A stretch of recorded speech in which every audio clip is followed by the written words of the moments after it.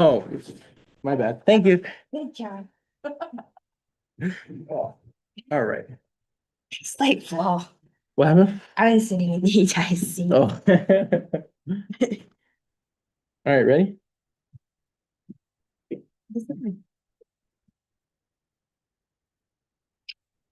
All right, let's begin. Welcome, everyone. Welcome to our monthly town halls, student leader town halls. It's great to see everyone. We're excited that you're all here. We got such a great turnout today. Welcome Foreign Affairs, Economics, Collegiate, all other student groups. We're going to begin with a little introduction of ourselves and just a little icebreaker. So we're going to each go around, say our name, our major, our favorite candy, and costume.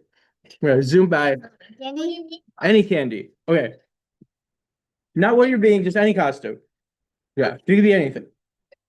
Well, actually, should we do just candy? Yeah, we're doing candy. We're just gonna do candy. Just do candy. So name, major, and candy. I'll start.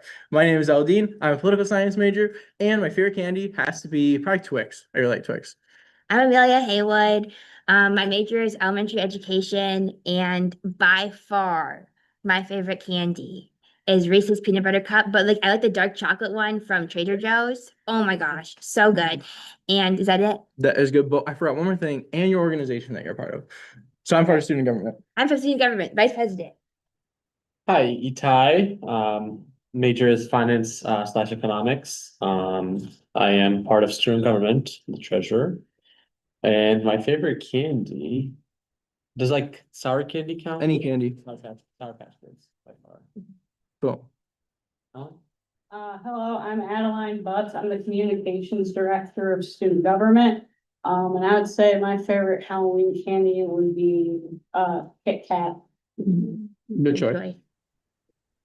Hi, I'm Lacey Hendry. I'm the president of Campus Activities Board. My major is general health and exercise science. My favorite candy is Reese's Peanut Butter Cups.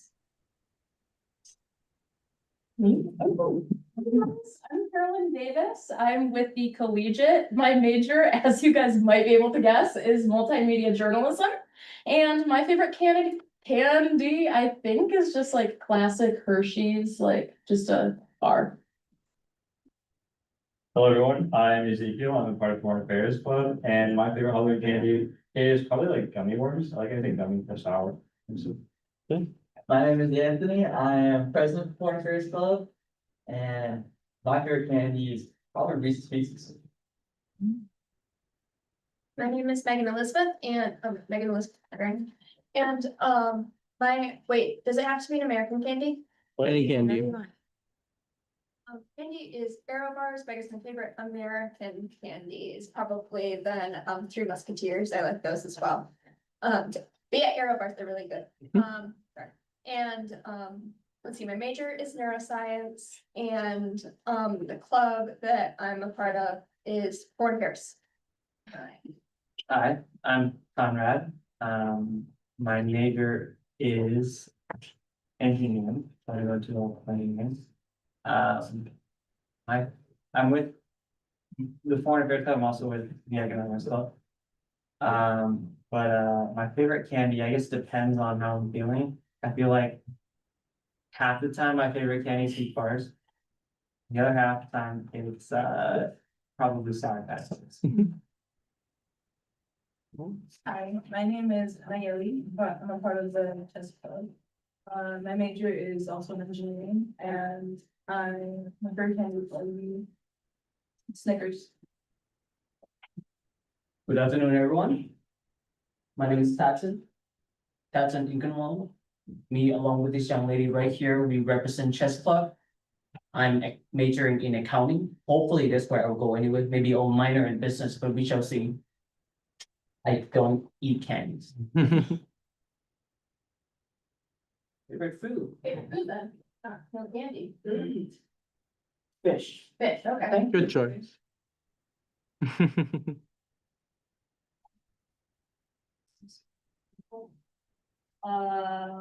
Nuclear engineering, and my favorite candy is also Reese's Pieces. Hello, my name is Binti. I'm also part of the Muslim Student Association. favorite, I don't eat any candy, however, I will take a good chocolate chip cookie warmed up, and then I'm majoring in exercise science. Hello guys, I'm Alex, from the LSU, no State Union. My favorite candy would have to be, Sour Patch Kids as well, but, specifically vanilla. I'm Valerie.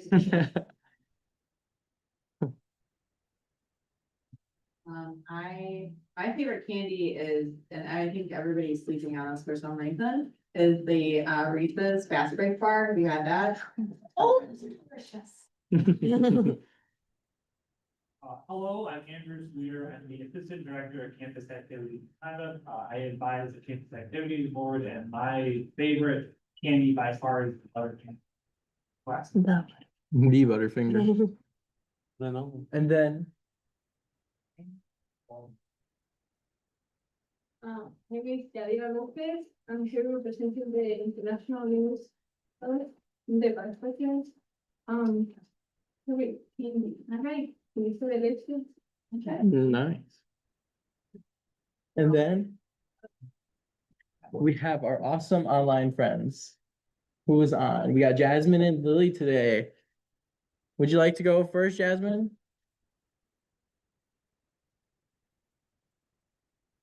I think you're muted. You're muted.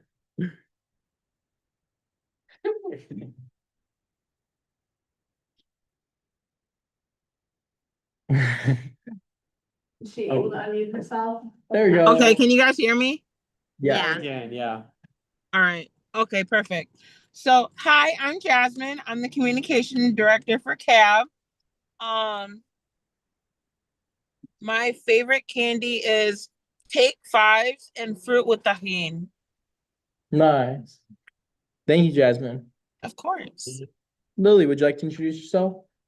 Hi, I'm Lily. I'm the vice president for Raider Nation Gaming. And my favorite candy would have to be Skittles, I think. Good choice. Good choice. Thank you, Lily. All right. Thank you again, everyone, for coming. It's great meeting all of you. So to get started with our meeting then, with introductions out of the way, I just wanted to give a couple of comments about student government to begin with and just how things have been going. So some updates with student government. Your student leaders have been busy this past month since our last town hall. We've had a lot of great tabling events. We've had a lot of incredible opportunities that we've been helping the campus activities board with as well, which I will let Lacey elaborate on in a little bit. So for example, sorry, I'm just pulling out my notes.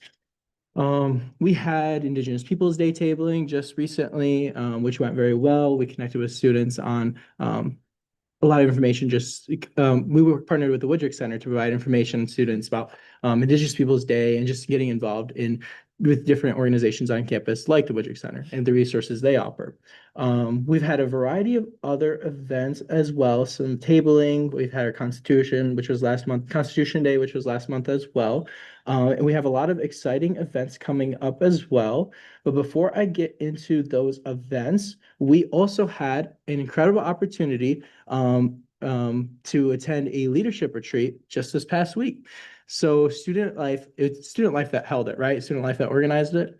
Student Life, in coordination with, Promise Zone, Yeah. Experiential Learning, and the Woodrick Center. Yeah, thank you. So Student Life in coordination with Promise Zone, Woodrick Center, and Experimental Learning, put on a whole huge event for specific student leaders that were invited to attend a leadership retreat.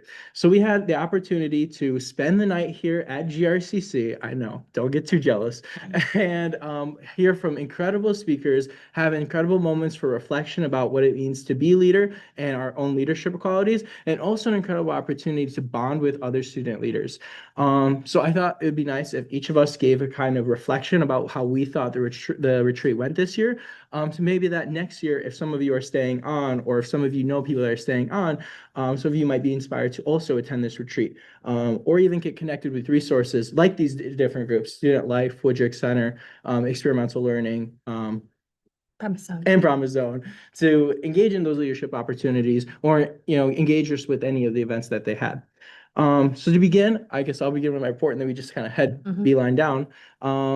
I took a lot away from this retreat. I thought the talks were pretty incredible. I really liked our keynote speaker. Her name was Precious Miller, right? And she just had a really good talk about inclusive leadership and how to be a better leader and overcome certain biases that we have and we just sometimes don't even think about. I thought it really helped. And sometimes like I don't even think about any certain biases I might have, but I feel like we all have just different biases we don't pay much attention to. So not only was that talk good, but we had a lot of other incredible talks, and I feel like I grew a lot closer to a lot of other leaders on campus. So yeah. For me, we had the breakout sessions, and the one that was most meaningful to me was by Melissa Ware from the Center for Counseling and Wellbeing here at GRCC, and she was talking about like how leaders are also learners, and how that means that you can, just because you might be the leader of a group or the leader of a situation doesn't mean that you can't learn from the other people around you. So I thought that was really impactful because we all bring things to the table and we all deserve to be heard. Definitely. I think the biggest thing I took out of the retreat, obviously there's many great events that have happened. The food was phenomenal, not to talk about that. I think it was more so connecting with other people from different places, like just we had a lot of students. Before you continue, Yeah. sorry, I don't mean to No, interrupt. go right ahead. Oh, we're good? Okay, good. Go ahead. Sorry. Like I was saying, I think meeting with different people, whether that's from experiential learning, members of the Honor Society or the Honors Program, members of the Promise Zone, other student leader, and people that I spend my day-to-day with are student leaders here, student government and CAB. The ability to kind of come all together, and I think being at a place, spending the night is a lot different than just attending. And just being with them on a day-to-day basis, I think it brought a more meaningful connection. And the conversations were awesome, and interacting and learning more about leadership was really, really beneficial. I will point back to the presentation done by Precious Miller. She's the director of MCCA, which is the Michigan Community College Association. So she spoke a lot about that, how community college fosters community and change. And as we all attend community college, I think we can all just attest to that. So I just felt that was really, really, really beneficial and a really great session. Thank you, Ty. I feel like what I took out of the leadership retreat was a session by Dr. Dwayne Jenkins, which was on conflict. About just how as leaders, how we just have to manage and sort of deal with conflict, both good and bad. And I think as sort of students or someone who was like in high school before coming here to GRCC, like I always was like just afraid of conflict and was just wanted to always avoid it. But with his session, I was very much able to like figure out and understand that you sort of have to, as a leader, deal with conflict and have to face it and have to sort of go through it day to day, if it's like good or bad. Like I know for us, for student government, a lot of conflict we deal with is a lot of scheduling conflicts. So we have to be very good at communicating with one another of, hey, we want to have this event, whose school hours and office hours work well with this, that we're able to then attend and go to that event and host it. And that's what I got out of it. My favorite thing was just meeting with the other student leaders, and I felt like all the breakout sessions were really good, but my favorite was the creating inclusive spaces with Melissa Ware from the Counseling and Wellbeing Center. We just learned about leadership with a focus on inclusivity, and I thought it was really useful to change my perspective on some things. And just in general, it was a great opportunity to improve my leadership skills, and they'd be great if they did it again in the future. Yeah. Thank you, guys. What about Jasmine? Oh, yes. Jasmine, would you like to say anything about the leadership retreat? Yeah. Can you guys hear me? Cool. Yeah. So the food was really good, but yeah, it was really nice to meet other people from different organizations and see how they choose to lead and like different perspectives and opinions and learning how we can all and like figure it out together and be a team, even though we all had separate perspectives and stuff like that. And going to the what was it called? Escape room? Yeah, the escape room. That was really fun. That was my first time. And I enjoyed working as a team with everybody and it was exciting. Yeah. Thank you, Jasmine. Mhm. Yeah. So, as I said, leadership retreat was awesome, and I definitely encourage you guys, if you guys are going to be here another year, or if you know other people that are going to be here another year, it's a great opportunity to develop your leadership abilities, but also just joining those organizations is another way to get involved on campus, build community, and better those qualities. Because I know we're all leaders in here. I know we all have groups, our organizations, our missions that we're dedicated to, and it's just one way that GRCC provides you guys of bettering those tools in your toolbox to achieve that mission. But before I continue on with the rest of the student government updates, I'd like to welcome a very special guest, Interim President Triesenberg. Thank you for joining us. Would you like to introduce yourself? Hi, thanks for welcoming me here. I'm Steve Triesenberg. It's my privilege to serve as the interim president for GRCC. I've been on the job since May 12, and I'll stay on the job until we have a permanent president selected and on board. We can get into that in a few minutes. Question? Why don't we, I guess, have a permanent president, I suppose? Why don't we have a permanent president? Because I think we were talking about it earlier in Foreign Affairs Club, how like we keep on having, I guess, oh, sorry, is this not a conversation? We're supposed to be having? It's all right. Sorry. It's okay to ask. And, so, I don't know, and I guess, we're only, I guess, keeping presidents for like, I guess, a couple of years or something like that, and then I guess I guess we're having, I guess, a high turnover rate, I think is what Sheridan said. Or something like that. So I'm just curious how come, and we were, I guess, speculating as to why, oh, I'm sorry, now I'm mixing. You're okay. Nope. It's okay to ask. There are lots of reasons behind the transitions in presidential leadership at this college and at lots of others. Sometimes presidents move to new positions that fit their interests and ambitions. So is this like a stepping stone for them? No, I wouldn't call it a stepping stone. It would be a transition in their career, right? Other times there are relationships between the president and the board or the president and the community that don't work out as successfully as folks had hoped. And so either the president or the board or together they decide, let's move on.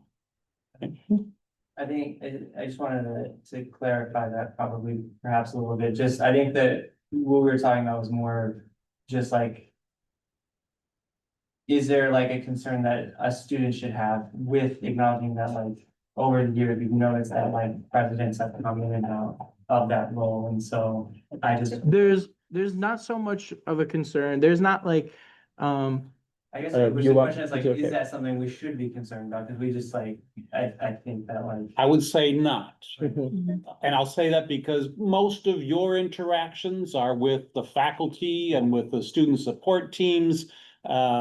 And those are the folks who do provide consistent, quality, excellent instruction support for you. And that's what matters most to your experience.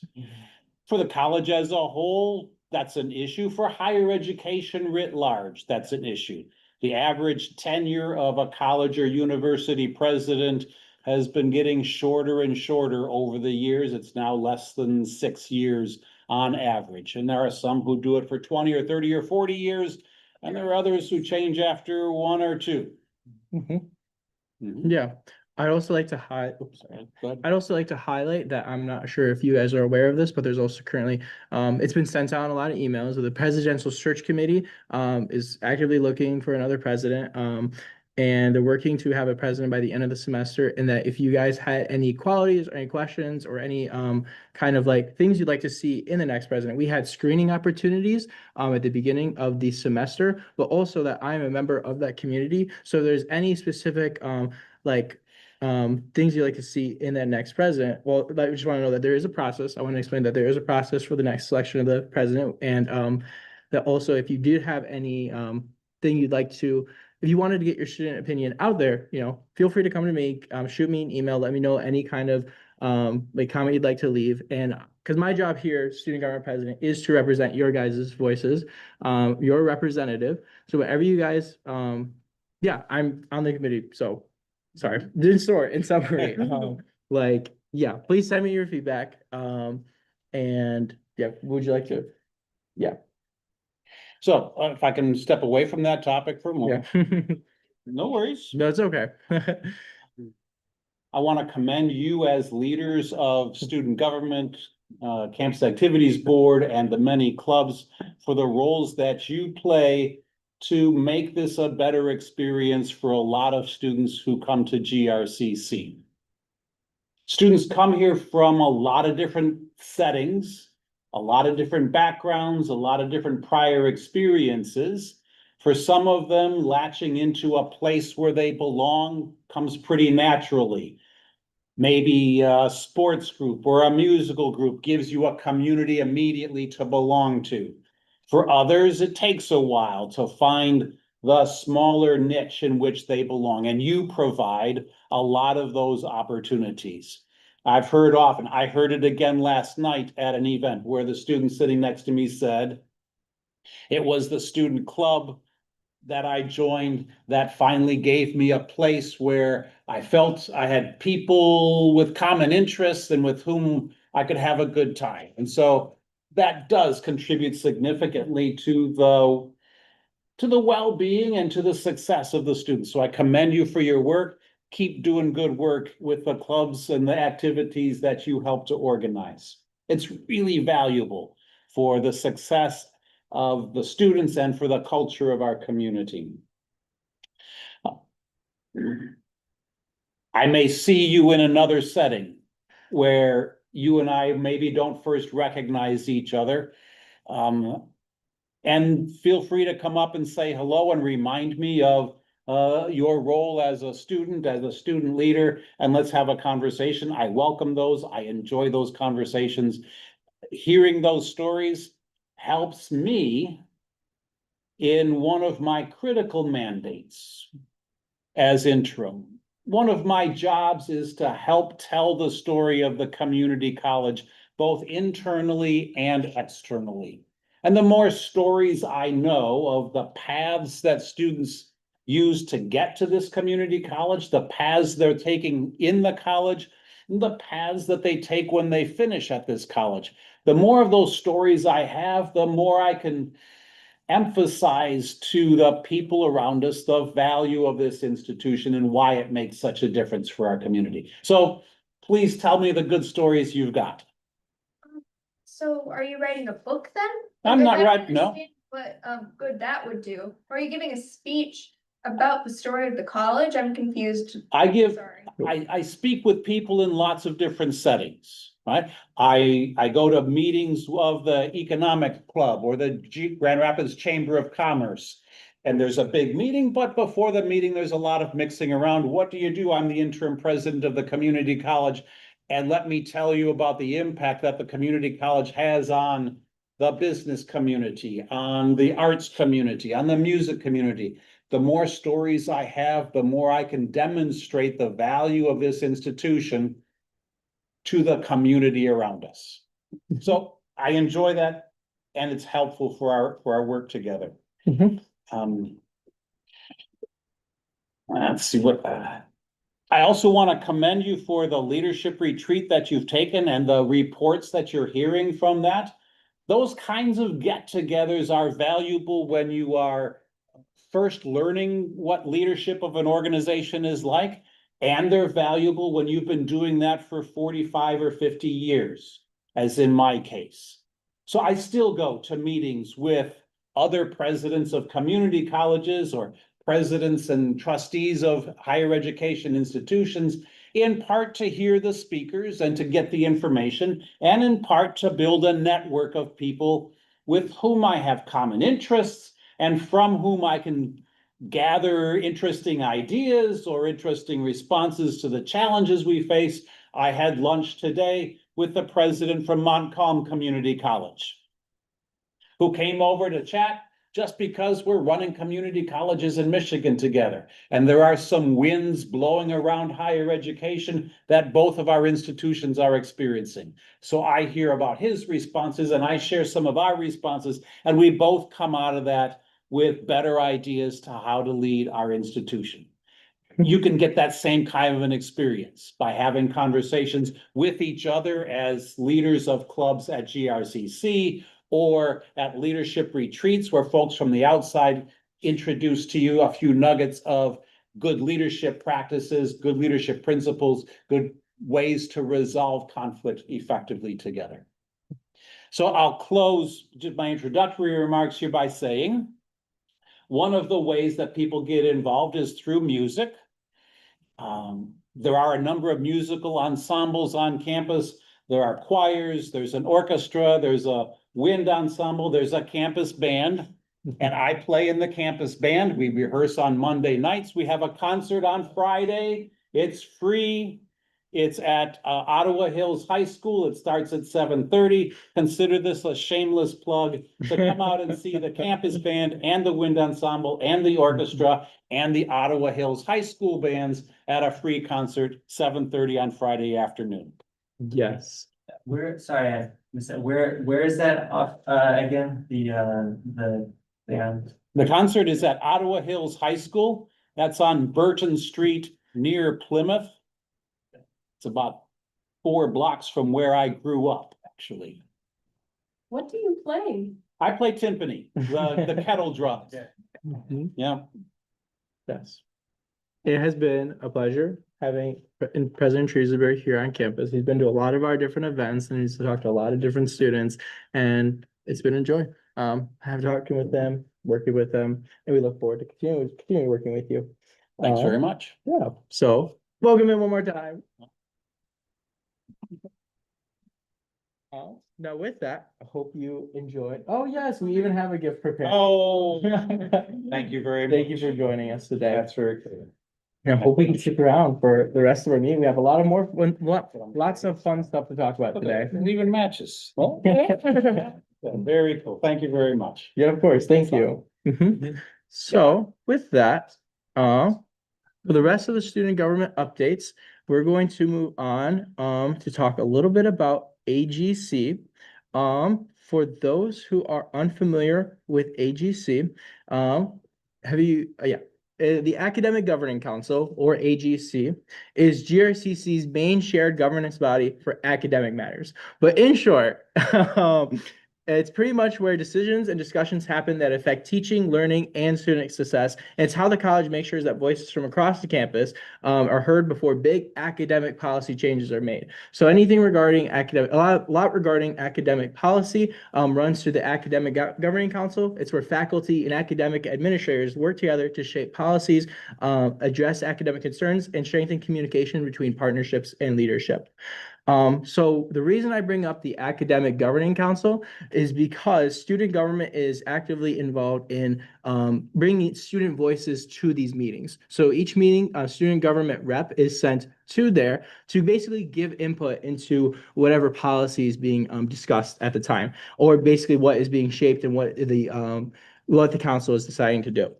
So just yesterday, there was an AGC meeting, and from that, there were lots of talks about different changes to things like the syllabus or other specific policy. And if you're interested in hearing more about what specific changes there were, feel free to come talk to me afterwards. I have a lot more information there's a lot of technical stuff and a lot of other information that I could bring forward, but does not very applicable to students. It's all applicable to students, but not very, it's a lot of technical syllabus policies. information, which I could give, but the main ones that are affecting students, I have a couple of questions that I wanted to bring in forth to the town hall to get your guys' feedback so I can report back to the Academic Governing Council with your guys' input. So with that, just a couple of questions, and if you guys have any feedback or any input on what you guys think about this specific question, feel free to raise your hand. Let us know. We'll record it, and then I will report your guys' feedback back to the Academic Governing Council next month. So the first issue that was kind of brought up was whether or not class time should be required on every syllabus. So recently there was a change in which in which how the syllabus is formatted. It has to include the class times at the very top of the syllabus. So you know your class syllabus, you go into Canvas, usually every instructor has that there. As of right now, they're discussing whether or not they should include the class times or if it's not needed, since if you go onto Canvas, it's multiple places. I mean, I don't think there's like any harm in it. What if somebody's looking for it, you know, I it's all the wrong places. I mean. I don't think there's any harm. Places, I guess. That's a good point. Mhm. Yeah. Any other thoughts about having class times required on on every single syllabus that professors make? The other side of the argument, to share both sides, is that a lot of some professors would rather that they make one syllabus for their specific class instead of having to make multiple syllabuses for all the different class times that they have. Just copy and paste all the text and like, I mean, it only should take a few minutes if like you just write out the syllabus once for a class and then you copy and paste all the text and put it in different documents and then write on the top what time. It could do that. So you can split lessons in segments. For example, I'm taking accounting 1 right now, and we're going at an extremely very different pace from accounting 1 online classes. I'm taking one that is all fully in person, and we operate at a different schedule. I talked to some people at Finance 1 who's taking the same class, but in the online version. Turns out that by the time they finish my first test, they were just studying, getting ready for their first test. That's going to come up in the week afterwards, after me, and they're really struggling. In my opinion, I don't know. You say like, now that I'm talking, you say like, asking for opinion on whether you should like require. I feel like people have different requirements. What we have going on right now have its own benefit, where if the professor, if they have time, and if the school have resources to pay them to do things for it, I feel like people should be able to decide whether they can come in class, whether they can come in for a hybrid, whether they can come in for an online class. I struggle with online class a lot, and I hate online classes.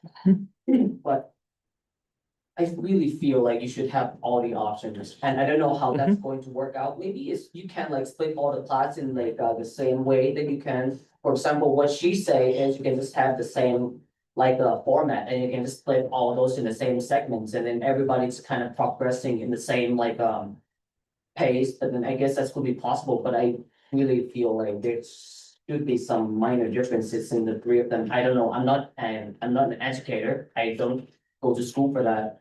And I feel like what we have going on right now have its own advantages. And I feel like before you eliminate all that into that, you should really look really hard and have as many opinions as possible from as many diverse people as possible. Students and teachers and advisors. I'm not sure that's exactly possible for all classes, for example, like classes with labs or, because Oh, yeah, that I where agree. you be in a lab, or I know some of the criminal justice classes are like, I don't know, the exercise classes, the music classes, there's like many yeah. classes where that doesn't work at all. Yes, definitely, for So, sure. I mean, I'm agreeing with what you're saying. I just Yeah, I just want to point out. I all the appreciate your point. I Yeah. appreciate your point. Thank you for speaking about that. It's very true. You can't as well buy your own lab equipment at home and then something exploding. That's it. Awesome. Thank you for the feedback. Yes, we agree. We definitely want to engage student voices and yes, get their opinion on this matter. Was there any other kind of thoughts then about class times being on the syllabus? If not, we can move on to the next point that was kind of talked about a little bit. Yes. What do you mean by that?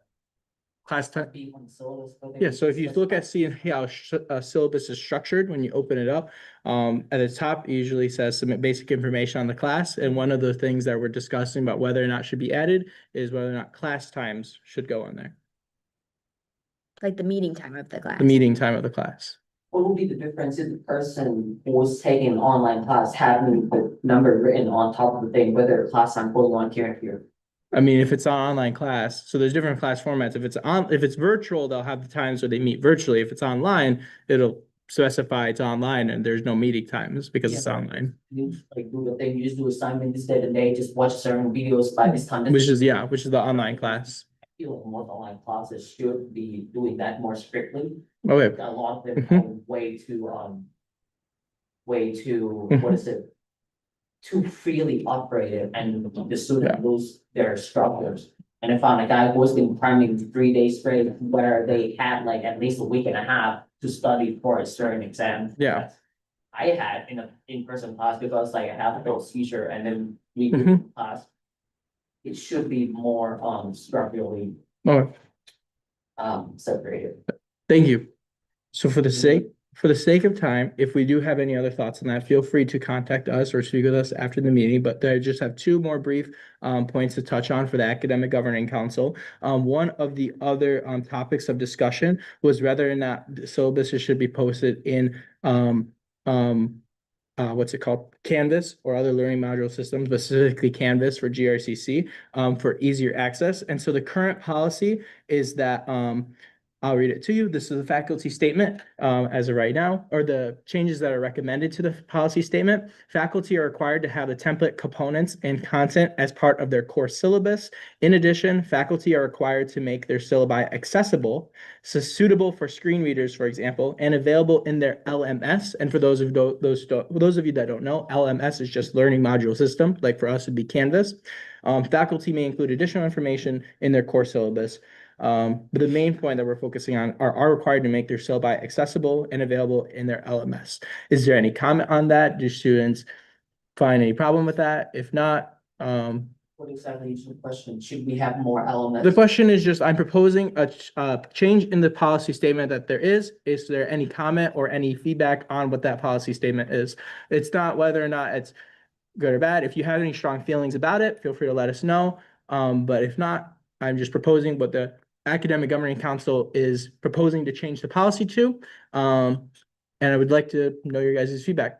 You guys have printed out all the original policy, what they're proposing to change. I'm sorry? You guys have printed out all what the policy is and what they are proposed to change. The policy, so we do have changes that are recommended to the policy. I don't know, are changes to the policy out in the public? So this is the opportunity for you to see the changes, but the Mhm. original policies are all listed at grcc.edu/policies. This one is up there for you to view under instructional policies.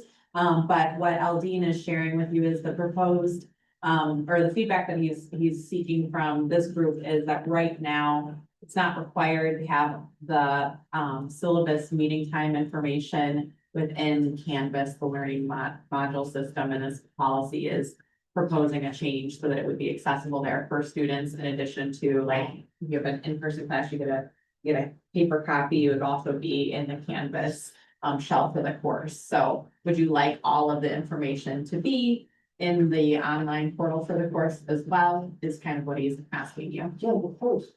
Sure. Okay. Yes, I'm just opening up to comment. If anybody had any questions, concerns about the issue. So with that, if there are none, or if there are, feel free to message me or talk to me afterwards. There's one last policy change that I thought would be important for students to know about, and there is just a rewording of how admissions and placement kind of structures their mission. Let's see, about the policy statement about admissions and enrollment. So I'm going to read it, and yeah, so what I would like to do is I'd like to read the policy statement, and if you guys had any input on whether or not you thought it really matched your kind of experience with enrollment and coming to GRCC, signing up, basically becoming a degree seeking student, applying, getting any kind of A, picking your classes. If this policy statement sounds like it's a pretty good summary of that experience, or if you think anything should be added. So I'm gonna read it.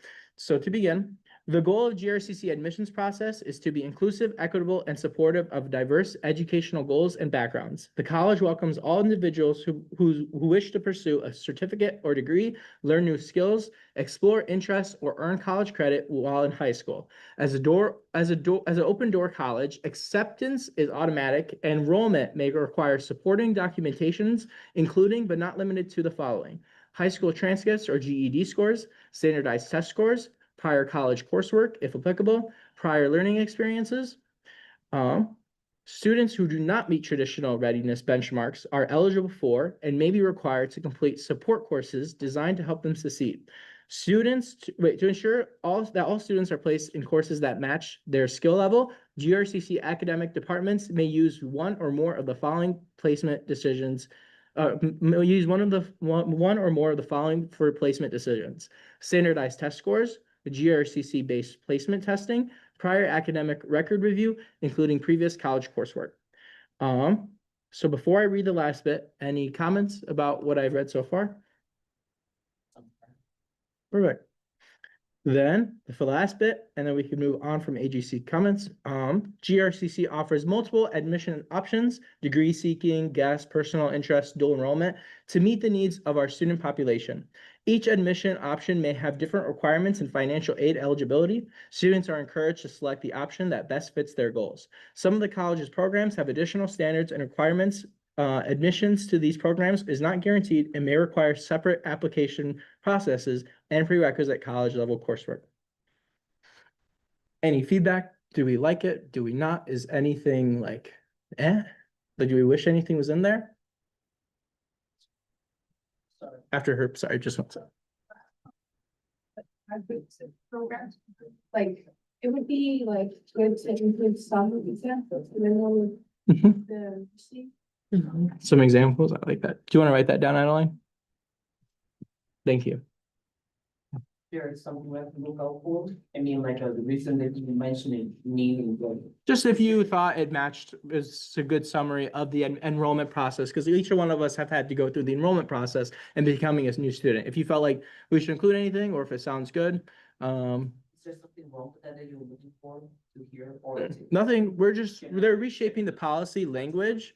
There's not really, I mean, we're looking for student feedback. If you guys have anything you'd rather it worded, but if not, then I'll report back that students were satisfied. The town hall where students were satisfied with this policy statement. I feel like we are a pretty small sample. Of course, so this is why I would love to talk to more students about it too. And I would invite all students to come and talk about it. Sorry? Oh. That's my point. So Well, to those watching at home. So those watching at home, this will be live streamed to multiple different people. So students can engage. This is our way of communicating with the student body and engaging their opinion. So we only do as much as students will come to us. Also, there's students that will watch it live stream. And they also can watch it recorded as well. Yeah. So, yes. So we're gonna do a recap right of today's town hall meeting. It'll get posted in Raider Connect. In the event with the link here, and I'll go out as a news article. So, since it's recorded and since you can access this later, when would you like feedback by? Oh, I would love, that's an incredible question, Valerie. Thank you so much. I would love feedback, but before our next academic governing council meeting, which will be on November 11th. So if I could get any feedback, it would be nice to get it, I guess, before November 7th, but the next meeting will be November 11th. So before 3 p.m. So if you guys have anything, anytime before then, please feel free to come back to me with any information or any feedback. Yes, Karen? Come back to you via email. Yes, feel free to come back to me via email. My email is Eldin Chausevich, ELDIN CAUSEVIC @grcc.edu. Okay, Elvin, if you. Yeah, I can do that. Yeah. Thank you. Yes. So yeah, if you guys have any feedback or want to comment on anything else during the town hall, feel free to email me there. And specifically about Academic Governing Council, if there's no more comments on any of the policy changes that I mentioned, we'll move on. But if you do have any comments, questions, or any additions, feel free to email me, especially about Academic Governing Council before November 11th. So with that, just one sec. Just wanted to comment on two last things before we get into our allocation requests. We have a couple upcoming events, student government at least. The Campus Secretaries Board will have, yeah, we have a lot of events of student leaders, but for student government, we have two that we want to highlight that are coming up. On October 28th, we have our early vote day, which is pretty much going to be an opportunity to engage, to learn about voter registration, learning about how to vote early, and learning about ranked choice voting, as well as celebrating just civic engagement with food. We have a hot chocolate bar, assorted chips and candy, and we have a photo booth.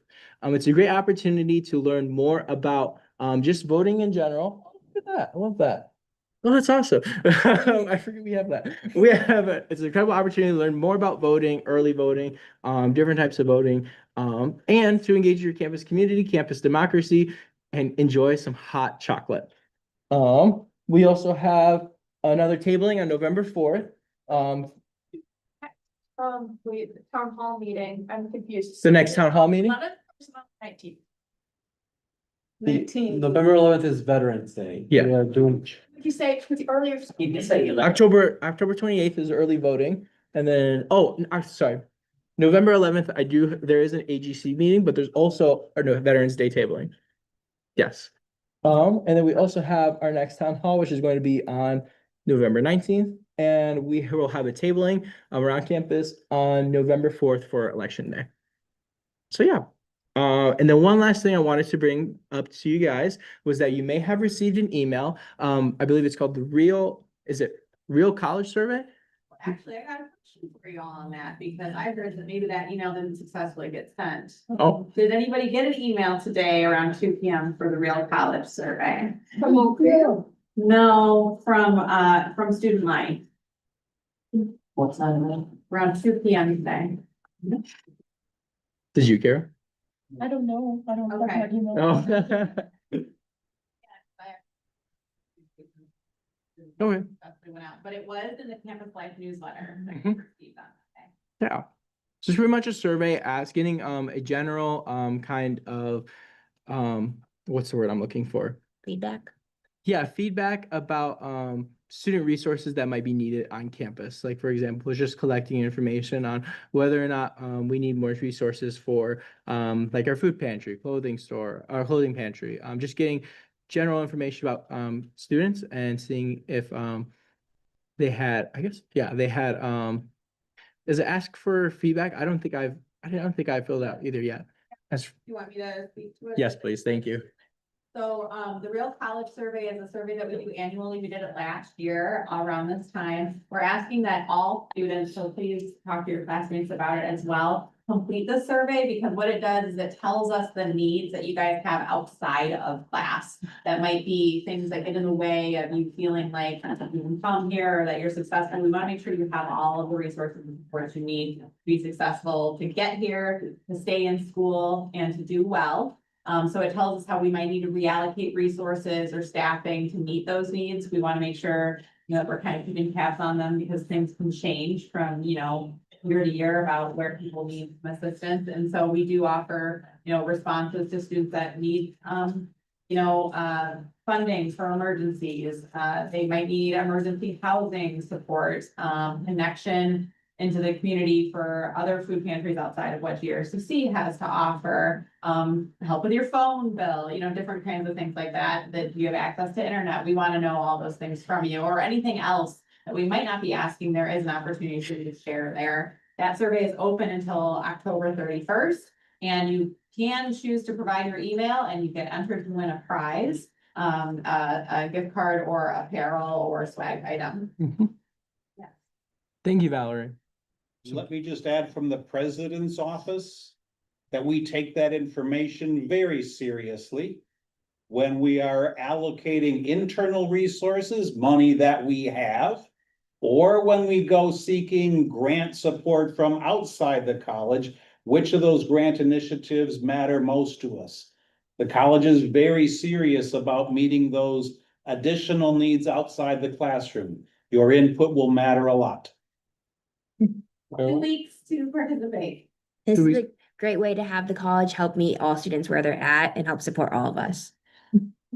When is the last day to send in those, or are they called real college surveys? Yeah, so I just contacted communications, confirmed with them that you guys did not get the email, so they're sending out the email again now, and they'll be sending out another one on October 30th saying that, hey, you have 1 day to complete it. So October 31st is the final day to get that in. And you can choose to provide your email or not. If you do provide it, you'll be entered in for a chance to win a prize for completing it. Thank you. Thank you as well. All right, so please fill out those surveys. Great opportunity for us to find out more information, and also you get a chance to win something, right? Who doesn't want to win anything? Yeah, I see. Cooler bag? That's awesome. Coolers, cool. So yeah, that pretty much does it for student government updates. We're about to get into our next portion of our meeting where we're going to go over allocation requests and lots of information on the budget. I asked just for this next part that if we do have any questions, we'd be sure to raise our hand.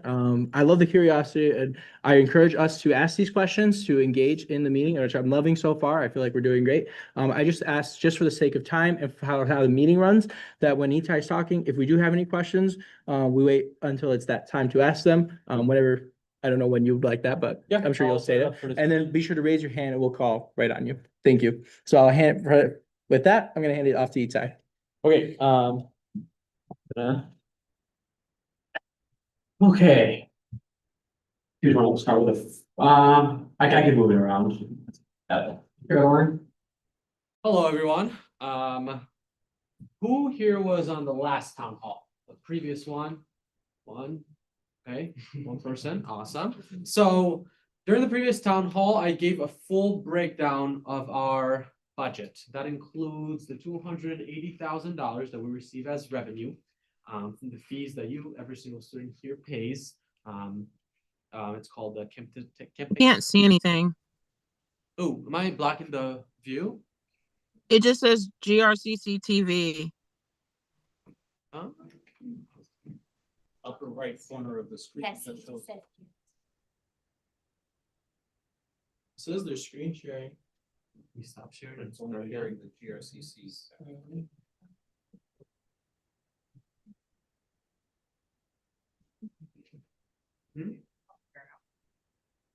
So the campus activities fee, which creates the campus activities budget. During that time, I outlined the whole budget and how it is allocated. Most of that money is already in contracts that we have with other colleges and money that cannot necessarily be allocated. What it is up to vote, which is where you all come in, the students and the leaders here, is the allocation budget. So that money goes to student organizations and departments. If you remember, I know the number is currently blocked, but the number was $47,348 to begin. That was when no allocation requests were in, aside from one that we approved for the MSA Club, which was around $300. Ever since that, the previous town hall, we've had 4 more allocation requests come in, which I would outline very briefly here. The Stay Rooted Club requested $700, I think it's $14. $714 for club tools and supplies. That includes things for their garden, things they're planting, tools for planting and gardening, which is something that, as I will go on to next to core values, completely aligns with what we believe, which is the reason we went ahead and approved it. So you see that money coming out of the budget. The Ascend Business Club, represented here by Carson, asks for $235.75 for a promotional item. It was a stress ball that will be available to club members and all students, and will be used as swag. The Rotaract Club asked for club supplies and merch from members. That includes shirts and a tablecloth for their events, which fosters community and helps them recruit more students. Last but not least, the Rotaract Club once again is shining tonight for the pumpkin carving event, as asked for $70 to purchase some pumpkins for an event that they'll be hosting at the plaza for carving that the students will take home. That brings our total as of today to 45,933. I do want to make a note that in January, my budget presentation will include the whole budget as a whole, not just what you are able to vote on. So yeah, this is that. Next, I'm gonna go very briefly, for the sake of time, into the core values for allocation requests, especially the ones that are meant for all students.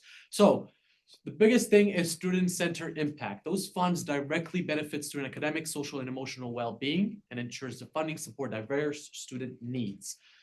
Equally available resource allocation. The resources should be allocated in a way that supports a wide range of student interests, backgrounds, and club sizes. The size does not matter. Proposals should demonstrate broad values and relevance to the entire of the student body. That is very important. That it is accessible in some way to all students and it is beneficial to all students. Next up is transparency and accountability. That is a very base core value, which implies clear reporting and justification for all of the spending. Complete transparency is very crucial, which is the reason that in the previous slide, we tell you exactly, even though this is not up for discussion, these were already approved, we're still gonna tell you everything that comes out of that budget, because at the end of the day, you are the ones who fund it. Community building, allocation should foster connection and build community on campus. That is very important to us. And accessibility and support services, those resources like tutoring, transportation assistance, and technology access. It ensures that all students, regardless of ability or background, can benefit from those initiatives that you are asking money for. I will open this up for discussion at the end. If you have any questions about them, anything you would like to add, we'll always take that into accountability and we'll ensure to make the changes necessary. Next up, we have the allocation request that will be voted on today. Anything over $1,000, as I mentioned in the previous town hall, will be voted on by the students, and CAB is also allowed to vote, but student government, we're not allowed to vote. This is, we're just the hosts, if you will, of this. So I'm not gonna go deeply into this. This is more for you all to read why the Foreign Affairs takes the stage and speaks about why they think that this amount is reasonable for what they're trying to achieve here. It is a little blocked. I'm a little sorry if I can pull that down. Oh, perfect. Sure, we can still see both. So there's a little cost breakdown. How many members are attending? The amount they're asking is $3,569.32, and also a little statement about why this matters from GRCC. This came directly from their allocation request. A little summarized, but directly from their words. It'll be hosted in Chicago. One thing I do want to mention before I give you all the stage. One thing we love to see in requests over $1,000 is the fundraising. Fundraising initials, and even we don't expect you to fundraise the whole thing, though that'd be perfect. We want to see effort. It's the biggest thing. And they definitely showed effort. They were out there selling popcorn as much as they could have. We don't have the exact amount they were able to fundraise, but whatever they were able to, let's say that's $200, it'll be deducted from the amount that's actually allocated, and the update on that will be given in the next town hall. With that being said, I'm going to open it up to Foreign Affairs Club, which will talk a little bit about the event and why this matters to GRCC students. Anybody who's will. Yeah, so I just wanted to first sort of break down the cost before I get into some of that's more of the conference stuff. So this is for the American Model United Nations Conference. It's an international conference that's held in Chicago every single year. The Foreign Affairs Club as a whole, which has been on campus since I think 2003, has tried to go make this an annual conference that they attend. And so I first wanted to get into the breakdown. So the majority of the cost we're asking for is hotel rooms. The conference is held at the Grand Sheraton in downtown Chicago. And their conference there is held in one of their, I don't know what you can call it, but maybe just a conference room. But this is a conference that's attended by specifically a lot of colleges around here in Michigan. I know that Michigan State attends, and I know University of Michigan will be there. Aquinas, who we are hoping to, we generally ride with them every year to the conference to cut down on costs, as well as just be more in community with people that are also going to be on that conference. So as Ty has up there, $2,729 is broken down specifically into, the hotel fee there plus tax, so, due to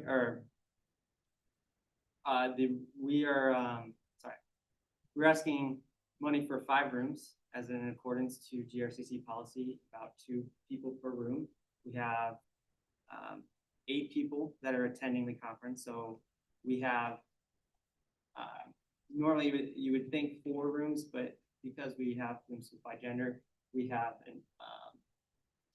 an odd amount of split there, so we do need that 5th room, and it's about $155 a night. It's a 3-day conference that ends up being $465. 465 times 5 is part of that, but there's also a 17.39% tax that the city of Chicago has for hotel rooms, and that is what makes up the $2,729.32, which makes up the majority of our allocation request.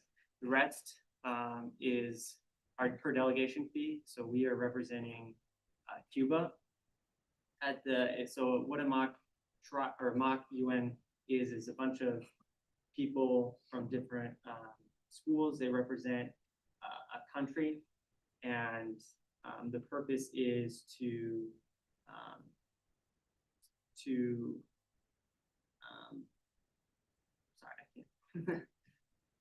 is to practice on, or to have a chance to we're gonna represent Cuba as a way that essentially we're gonna kind of pretend to be diplomats of Cuba. Other people from other schools are basically different countries. So we don't know what countries other schools are, but they'll come and they'll be their own country, and we'll interact with them. And we'll make resolutions, we'll discuss plans for actions we want to take and stuff like that. It's like the UN meetings, but it's a model UN, so it's sorry, I sorry. had a loss for words there for whatever reason. We are representing what the United Nations actually does in real life. So we are representing a country. We bring proposals to the UN, and we're trying to get those proposals passed. We are working, the goal is to work in collaboration as real countries do. I know that they just met recently in September in New York, and it's supposed to help us practice in diplomacy, collaboration, leadership. All of those skills are instrumental to representing a country at the American Model United Nations Conference. So I had some questions, or I had some just to finish the specific allocation request and how that's broken up. There's an $80 per person fee, so every member that goes, there's an $80 fee implemented by the conference, as well as a delegation fee for the entire delegation that we are representing.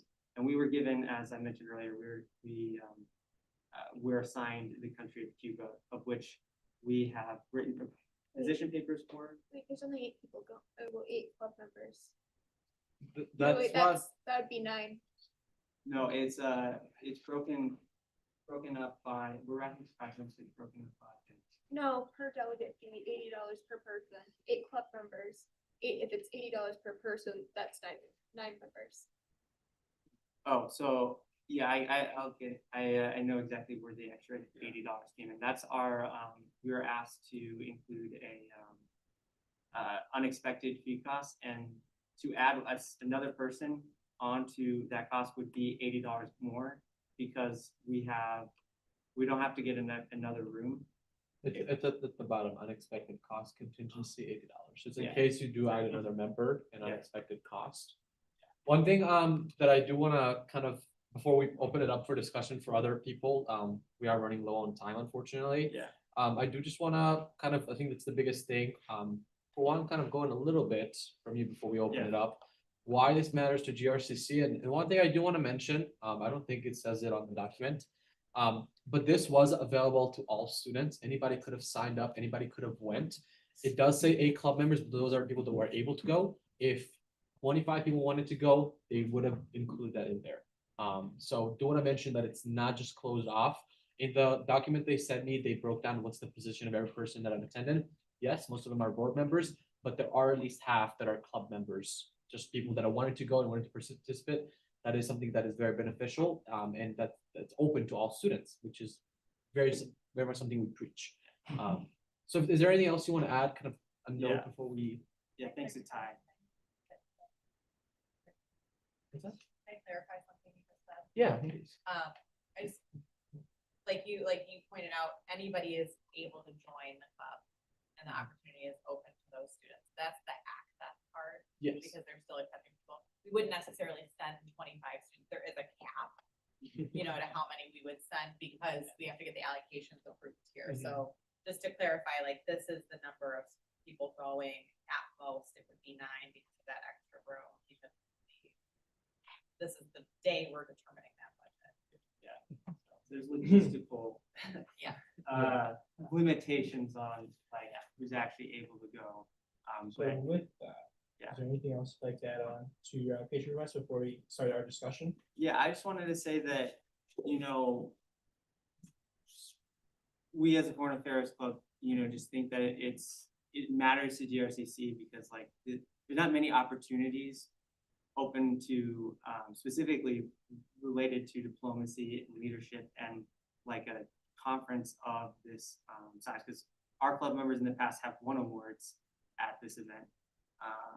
And we hope to, continue to win awards if, we are so lucky to be able to do that. But we just wanted to identify that like, we want to have this opportunity open up to students because we find that like it, specifically for people that are interested in international relations, this is such an amazing opportunity, not only to like get experience academically with writing, researching and writing position papers and actually like doing the process of what it actually looks like in the UN, but also to network, with other schools, with other people that are interested in it. I know like during the conference, there's actually both companies and colleges that come in to recruit people. And there's just, there's so much to be gained by being able to participate in this event. I also just wanted to share a picture. Well, I had a slide. The Foreign Affairs Club has attended AMUN for 21 years since 2003, outside of 2020 because of COVID. But I was gonna show that something else, but The picture. Yeah, that picture, Picture you of wanna the just pioneers. close it up and then show. we were able to find like a photo from nearly 100 years ago. Wow. From it was called Grand Rapids Junior College at the time. But I think this was one of the first times that like at the time GRCC now, participated in a model UN sort of style like this. But at the time, the UN didn't exist until after World War II. So that's time it was the League of This Nations. is very good at showing that there's history behind it and it Yeah. has been multiple time attendant Mhm. by the So- club. So And we want to be able to continue that legacy. So. any questions from anybody? We're gonna open it up for discussion. So if there's any questions you have about the cost breakdown requests, Yeah. Please feel free. How often do you guys win this? This sounds like we Yeah. win a lot of this. Yeah. From this presentation, It's sorry. I mean, if you have thoughts, you can share. I was just saying that it's not really, there's awards, but there's not really like, no one like really wins at Model UN. It's that like, Interesting. it's. I do want to just add though that when we talk about when we do ask the questions, whether or not like the students win, I don't feel like that's really like a big like component to whether or not like the students really gain anything. Like how do I word this? Do you know what I'm talking about? Like Focus on focus on- questions Why, related like to the why budget. this, Yeah. why this relates to GRCC and why Mhm. this should be approved, not necessarily a question about. Yeah. What is it? Unless it's Exactly. going, like dramatically, unless it's going to affect your decision on why we should give them this money, I mean, not to say it's a bad question, you know, we always talk No, about. no, no, I appreciate it. This is my first time Yeah. here, so like, I appreciate. all We kinds of appreciate the feedback. questions, it's just. Just generally curious stuff, because like, I don't know. Which we'll have, you'll have No, an opportunity It's after a the quick meeting. thing to say, that there's an opportunity for people, for depending on what what you are able to show at the monument, like, you show that like you've been really good at like collaborating with other countries, or you were really good at like your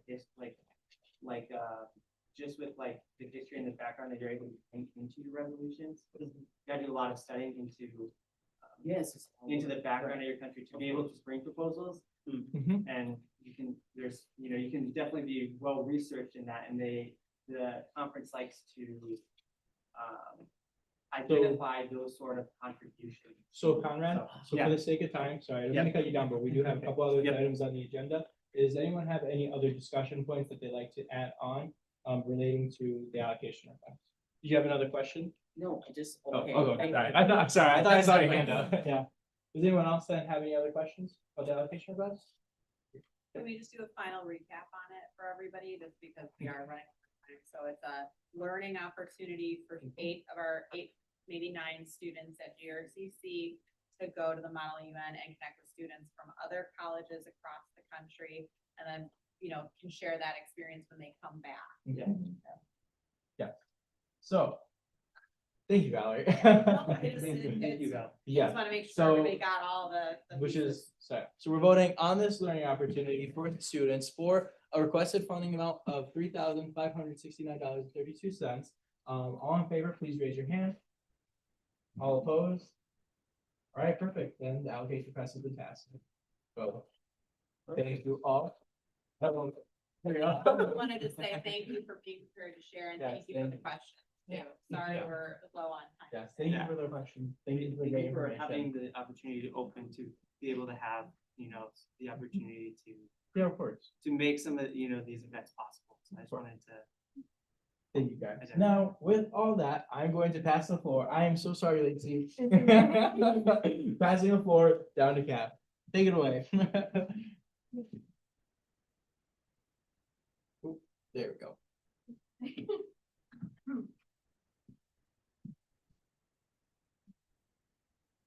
I'll try and keep this pretty short. Just some updates on what CAB has been up to since the last town hall meeting. We've had 4 successful events: Fall Festival, a Lakeshore event, which was cider and donuts, and then 2 homecoming events, bouquet making and homecoming dance. We have 3 events coming up soon. The first one is a murder mystery event on October 30th at 6:30, which will be in the ATC Piazza. This event will be a masquerade themed murder mystery party where students will work to solve a murder case similarly to Clue. The event will be free to students and will have food and drinks. Students have to RSVP in advance because there'll be a 100-person cap on the event. The next event we're having is a skull painting event for Day of the Dead at Lakeshore Campus, and November 3rd at 12:30. Students will be able to paint and decorate sugar skulls at the event. The third event is an event Student Life is hosting that CAB is collaborating on, which is a friendship gratitude dinner. It'll be November 20th at 5 p.m. in the Raider Grill. Students will be able to eat a meal and socialize with other members of the RSVC community, and this is also an event you'll have to RSVP. We will be looking for volunteers for our murder mystery event for setup, tear down, and helping with anything that comes up during the event. The easiest way to show interest in volunteering is to just email us at cab@grcc.edu.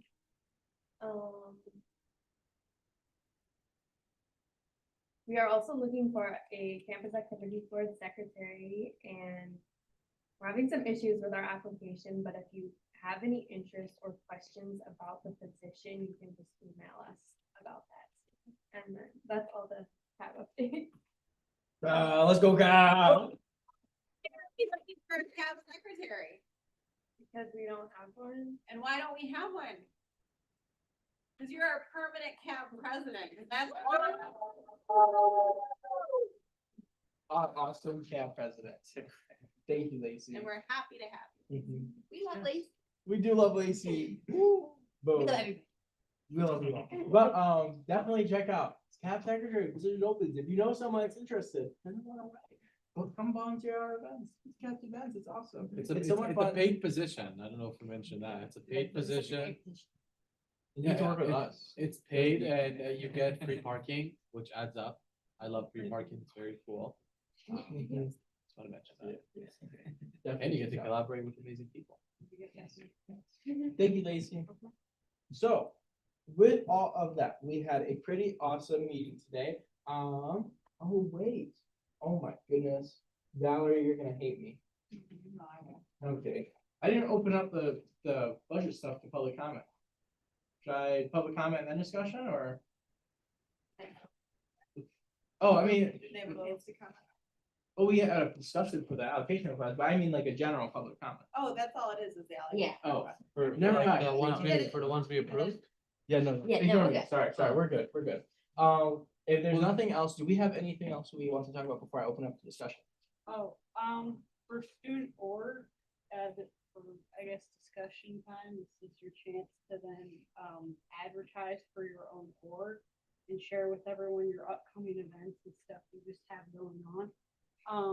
Me as the communications director will be writing this down and then probably around this week or weekend, I will be taking all those events along with CABS and student governments and making one consolidated calendar and sharing that with the Instagram so that just when we are advertising for all of you student orgs, since us, we are in charge of it and just to better share with students kind of all over and give your clubs that publicity.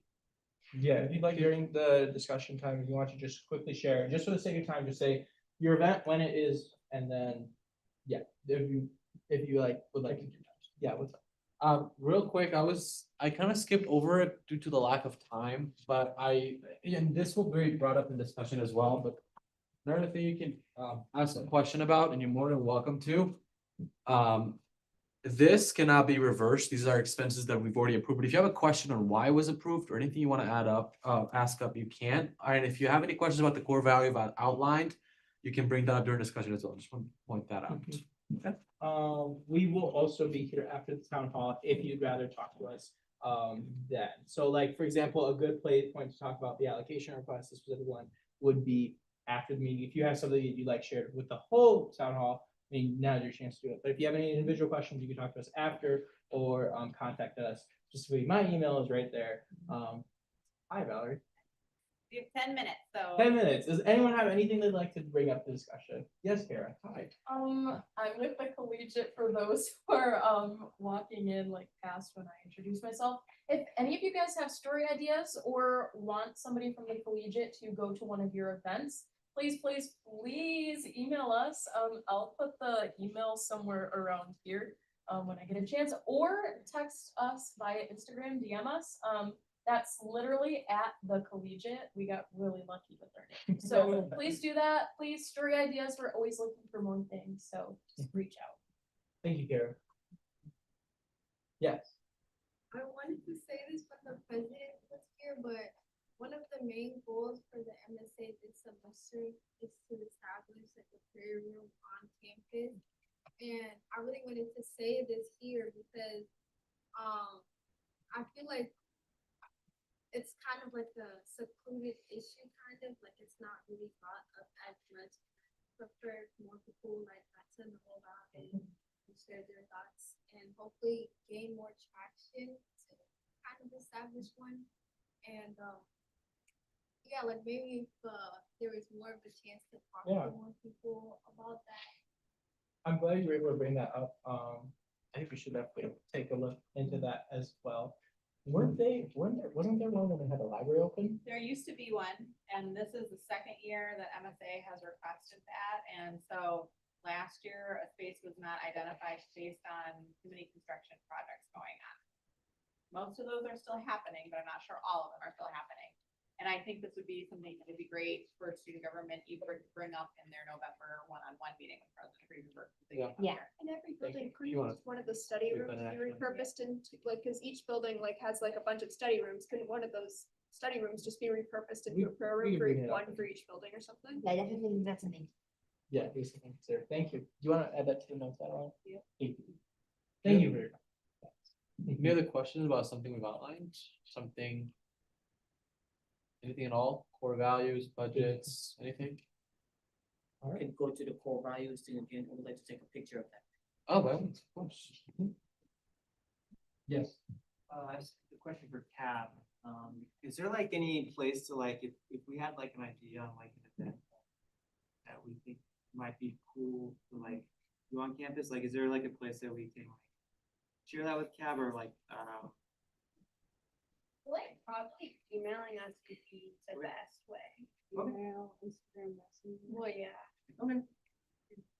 Do you know that email for CAB? CAB@chair650. All right. Anything else you'd like to bring about into discussion? All right, going once, going, yes. Question, what is that, 47 grant came from? So it comes from the campus activities board. It is essentially you pay as a student $10 a semester, doesn't matter Oh, if you're. that. So it doesn't matter if you attend online, in person, part-time, everybody pays that fee. That money is allocated towards different things.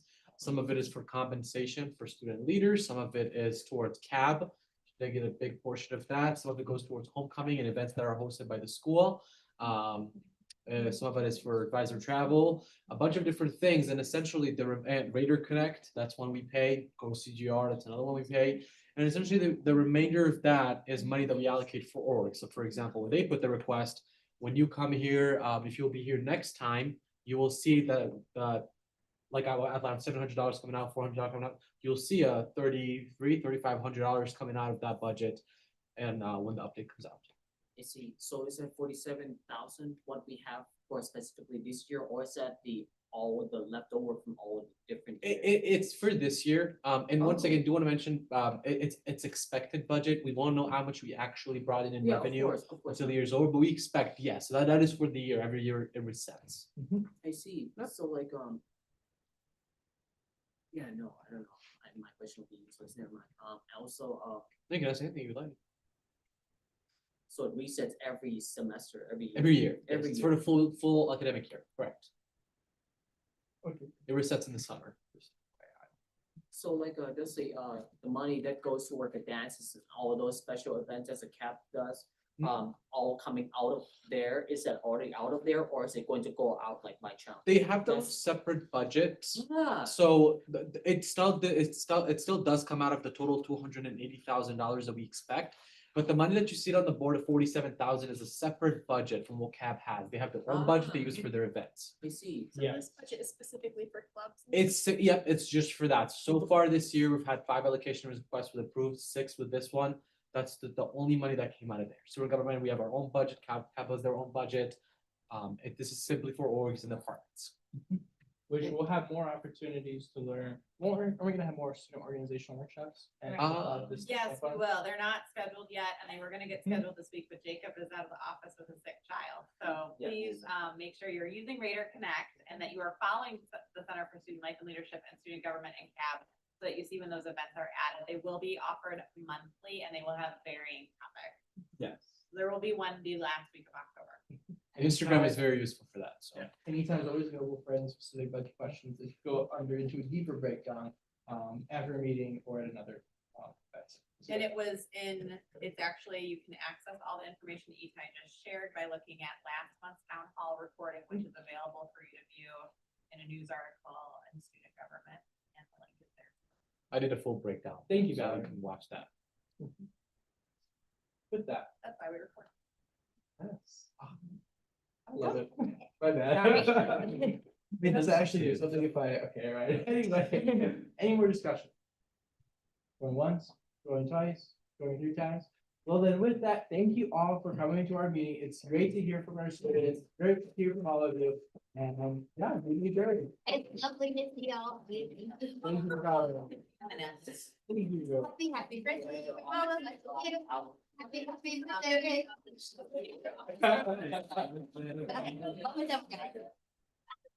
Oh, it's all now. Hey, Thank you, Jasmine, and thank you, Lily, for coming. Of course. You guys have a great rest of your day. I like recorded a lot.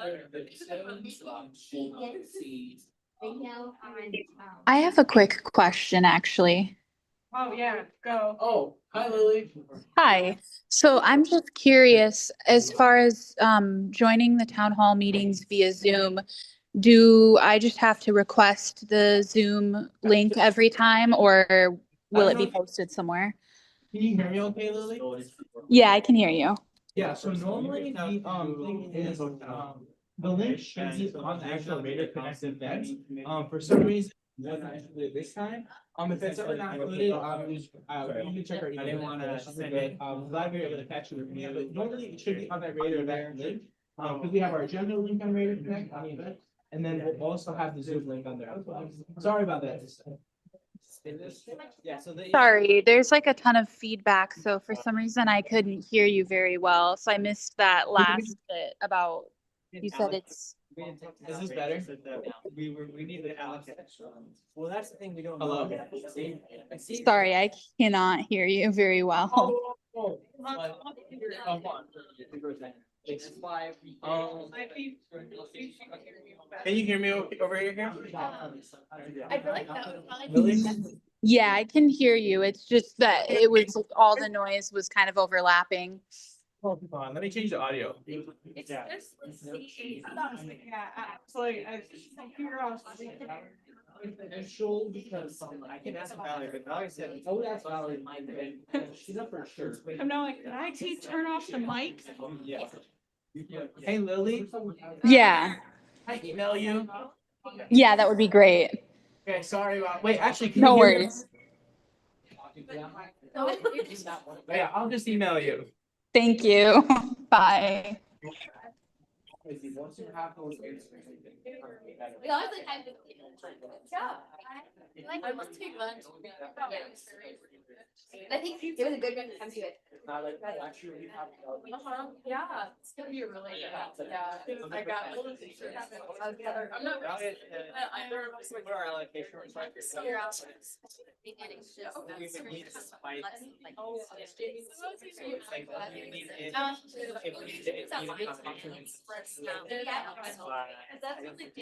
you're on. You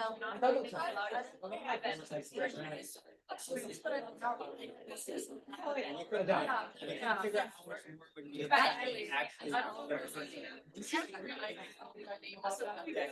What they told us last week, we actually told them last week, yeah, that it given us an idea.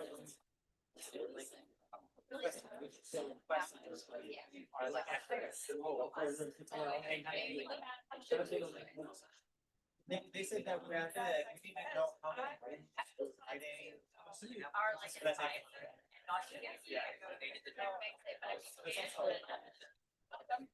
So yes, yes, that's sure. If not. Alex, my best friend. Hi, guys. How are you, best friend?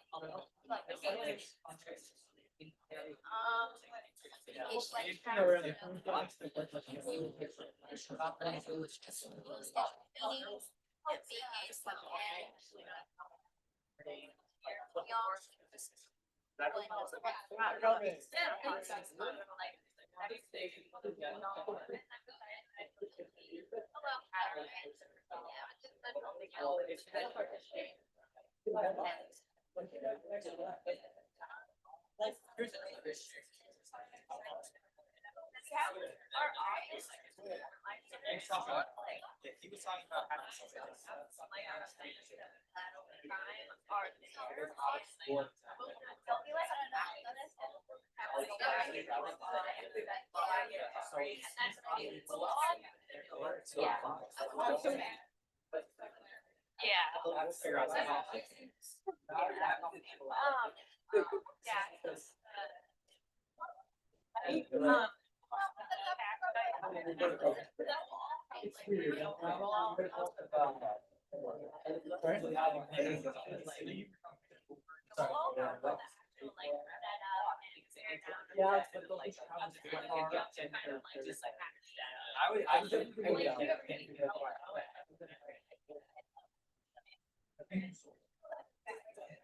We need to swap, by the way, which is, I didn't even realize. At most people I thought. Yeah. I mean, you guys, know, it's pretty. So.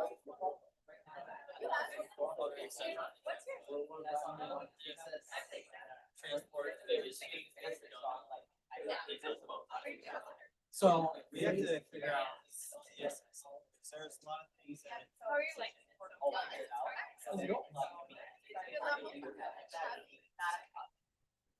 We didn't put that in the architecture bus because it was like, we need to figure out the assistance. Yeah. I think that I already had so I will. Okay, we were also concerned, lastly, just about transportation, because I was talking today about, we don't know if the bus providers can. That would be a different issue. Yeah. That would be a different issue. Well, they gotta have a way to pay for it.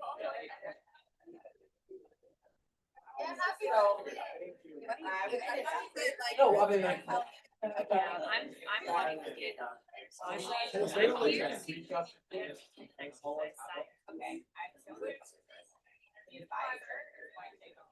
Okay. I really want to. I just wanted to make sure that. At this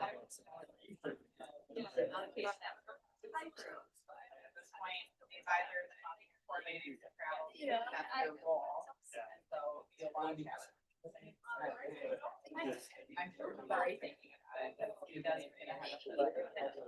But I also, because I know something we talked about in club, is we reached out to the hotel, specifically, they should once we were there, that hotel review. And they had given us, so they sent us an email to their housing planning, and they wanted us to have our rooms, sort of like, how many rooms we needed to get so they can make a decision on what. This was last week.